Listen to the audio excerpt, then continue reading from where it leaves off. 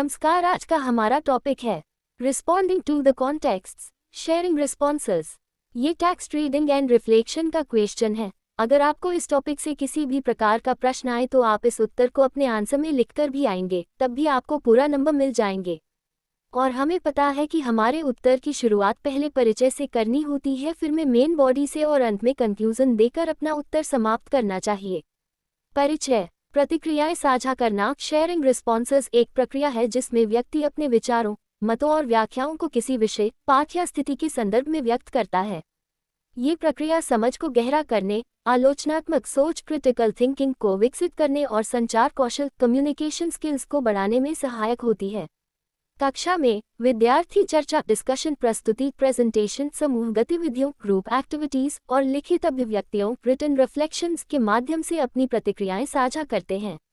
इस प्रक्रिया में शिक्षक की भूमिका अत्यंत महत्वपूर्ण होती है क्योंकि वह प्रभावी और सकारात्मक प्रतिक्रिया साझा करने को प्रेरित करता है।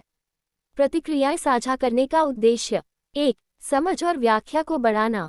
जब विद्यार्थी अपनी प्रतिक्रियाएं साझा करते हैं तो उन्हें विभिन्न दृष्टिकोणों और व्याख्याओं को समझने का अवसर मिलता है। उदाहरण: यदि कोई कक्षा में कहानी पढ़ी जाती है तो प्रत्येक विद्यार्थी उसे अलग तरीके से समझ सकता है, जिससे गहरी समझ विकसित होती है। 2. आलोचनात्मक सोच को बढ़ावा देना। प्रतिक्रियाएं साझा करने से विद्यार्थियों को सूचना का विश्लेषण करने का अवसर मिलता है। उदाहरण: यदि किसी ऐतिहासिक घटना पर चर्चा की जाए तो विद्यार्थी उसके विभिन्न कारणों और परिणामों पर विचार कर सकते हैं। 3. सक्रिय भागीदारी को बढ़ावा देना। जब विद्यार्थी अपने विचार व्यक्त करते हैं तो वे अधिगम प्रक्रिया, लर्निंग प्रोसेस में अधिक सक्रिय रूप से भाग लेते हैं। उदाहरण: वाद विवाद, डिबेट और चर्चाओं में भाग लेने से उनका विषय के प्रति रुचि बढ़ती है।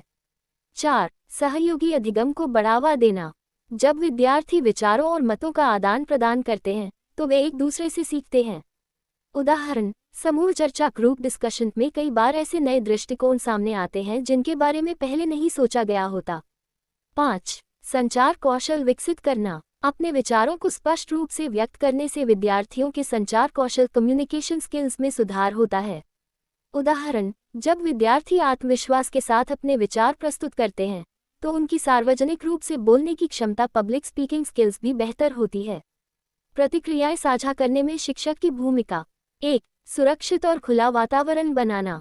शिक्षक को ऐसा वातावरण तैयार करना चाहिए जहां विद्यार्थी बिना किसी झिझक के अपने विचार साझा कर सकें। उदाहरण: कोई उत्तर गलत नहीं होता, नंबर ऑन आंसर्स जैसी नीति अपनाने से विद्यार्थी स्वतंत्र रूप से अपने विचार व्यक्त कर सकते हैं। 2. भागीदारी को प्रोत्साहित करना। शिक्षक को यह सुनिश्चित करना चाहिए कि प्रत्येक विद्यार्थी को अपनी प्रतिक्रिया साझा करने का अवसर मिले। उदाहरण: थिंक पेयर शेयर जैसी तकनीकों से सभी विद्यार्थियों को चर्चा में भाग लेने के लिए प्रेरित किया जा सकता है। 3. चर्चा को सही दिशा देना। चर्चा को विषय पर केंद्रित रखने के लिए शिक्षक को उपयुक्त मार्गदर्शन देना चाहिए। उदाहरण: यदि विद्यार्थी विषय से भटक जाते हैं तो शिक्षक उन्हें सही दिशा में वापस ला सकता है। 4. संरचनात्मक प्रतिक्रिया देना। शिक्षक को विद्यार्थियों को सकारात्मक और रचनात्मक प्रतिक्रिया, कंस्ट्रक्टिव फीडबैक देनी चाहिए। उदाहरण: जब विद्यार्थी अपने उत्तर प्रस्तुत करते हैं तो शिक्षक उनकी सोच को और अधिक परिष्कृत करने के लिए सुझाव दे सकता है। 5. विभिन्न दृष्टिकोणों को शामिल करना। शिक्षकों को छात्रों को विभिन्न दृष्टिकोणों से सोचने के लिए प्रेरित करना चाहिए। जब छात्र किसी विषय या घटना को अलग अलग नजरियों से देखते हैं तो उनकी समझ गहरी होती है और वे चीजों को व्यापक दृष्टिकोण से देख पाते हैं। उदाहरण: यदि तुम इस घटना को एक लेखक के दृष्टिकोण से देखो तो तुम्हारी प्रतिक्रिया क्या होगी? इस तरह के प्रश्न छात्रों को गहराई से सोचने और नए दृष्टिकोणों को अपनाने के लिए प्रेरित करते हैं। अब हम बात करेंगे प्रतिक्रियाएं साझा करने के लाभों की। पहला लाभ: आलोचनात्मक सोच और तर्क कौशल में सुधार। जब छात्र अपने विचारों को साझा करते हैं तो वे अपने तर्क और विश्लेषणात्मक कौशल को और मजबूत बनाते हैं। यह उन्हें किसी भी विषय पर गहराई से सोचने और बेहतर तर्क देने में मदद करता है। दूसरा लाभ: विभिन्न रायों के प्रति सम्मान बढ़ाना। जब छात्र दूसरों की प्रतिक्रियाएं सुनते हैं तो वे समझते हैं कि हर किसी का दृष्टिकोण अलग हो सकता है। इससे वे विभिन्न विचारों को स्वीकार करना और उनका सम्मान करना सीखते हैं, जो उनके सामाजिक और व्यावसायिक जीवन में बहुत काम आता है। तीसरा लाभ: आत्मविश्वास और अभिव्यक्ति कौशल बढ़ाना।